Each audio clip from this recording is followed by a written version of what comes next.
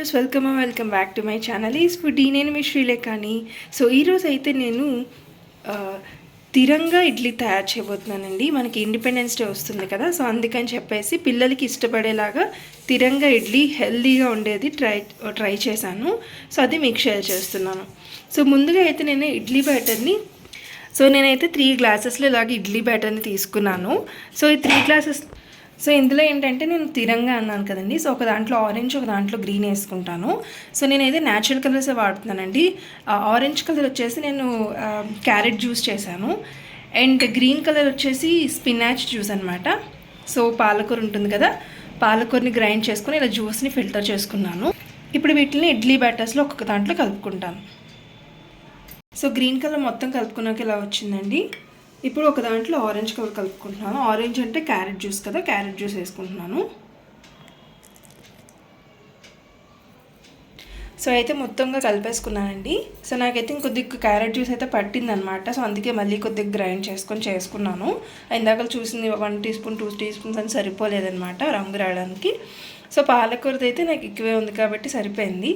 So అయితే white colour. So 3 ఇప్పుడు ఇడ్లీ కింద వేసుకుందాము.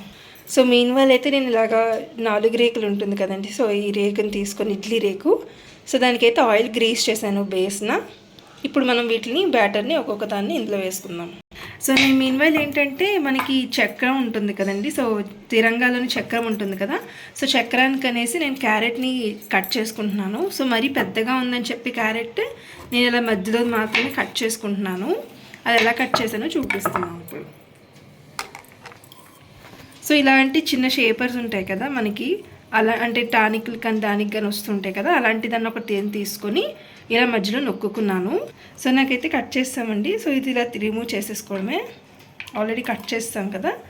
సో పైది పీల్ ఎలా తీసేసుకున్నాను. సో అలా 2 చేసుకున్నాను. సో ఇప్పుడు వీటిని మనం చక్రం కింద చిన్నగా స్లైడ్స్ ఇస్తాము. సో ఇప్పుడైతే నేను బ్యాటర్ని నీట్గా తిరంగాలా వేసుకుంటున్నాను. సో ఫస్ట్ అయితే నేను వైట్ కలర్ వేసుకుంటున్నాను అండి. మధ్యలో హారిజాంటల్గా ఇలా అడ్డంగా వేసుకోవాలి. సో నేనైతే ఇలా వేసేసుకున్నానండి. సో అలాగే మిగతా వాటిని కూడా వేసుకోవాలి. ఎలా వేసుకోవాలో చూపిస్తాను చూడండి ఇప్పుడు. సో మనం ఇలా ప్లేట్ని ఎటైతే వేద్దాం అనుకున్నామో మధ్యలో అలాగ అడ్డంగా వేసుకోవాలి. 1 స్పూనే వేసుకోండి.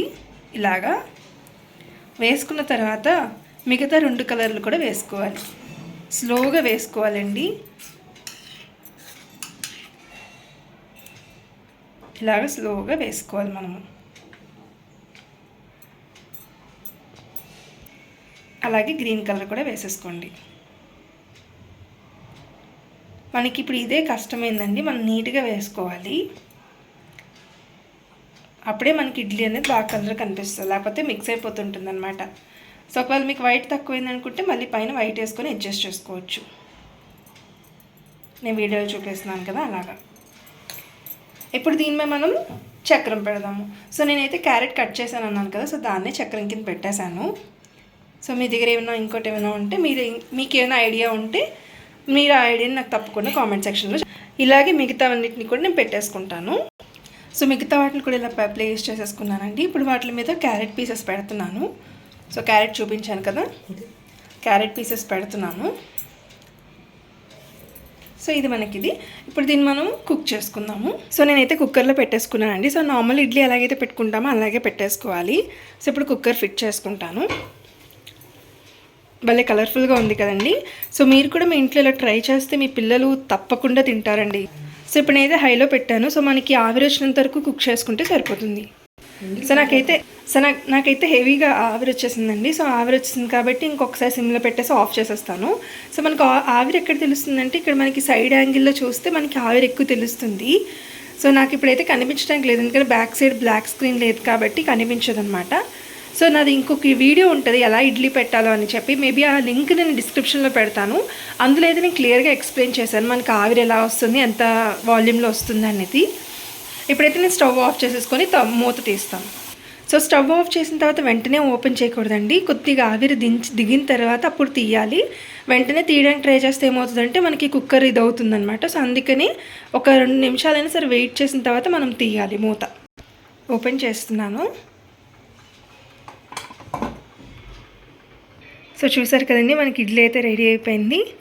సో మనకి ఇడ్లీ రెడీ అయిందా లేదా ఎలా తెలుస్తుంది అంటే పైన ఇలా పట్టుకుంటే మనకి ఇడ్లీ రెడీ అయిపోయినట్టు తెలుస్తుంది. అంటుకుంటుంది అంటే మనకి ఇడ్లీ రెడీ అవ్వలేదని, అంటుకోకపోతే మనకి ఇడ్లీ రెడీ అయిపోయిందని అర్థం. సో అంతే, మన ఈజీగా మీరు ఇది మీ పిల్లలకి ఈజీగా ఇలా సర్వ్ చేస్తే కలర్ఫుల్గా ఉంది కాబట్టి బాగా ఇష్టపడతారండి తినడానికి. అండ్ ఆల్సో మనం పాలకూర క్యారెట్ యూస్ చేసాం కాబట్టి అవి కూడా హెల్దీ ఉంటుంది. సో మీరు కూడా మీ ఇంట్లో ఈ రెసిపీని ట్రై చేసి మీకు ఎలా వచ్చిందో నాకు తప్పకుండా చెప్పండి. And happy independence day in advance. Thanks for watching. See in the next video. Bye bye.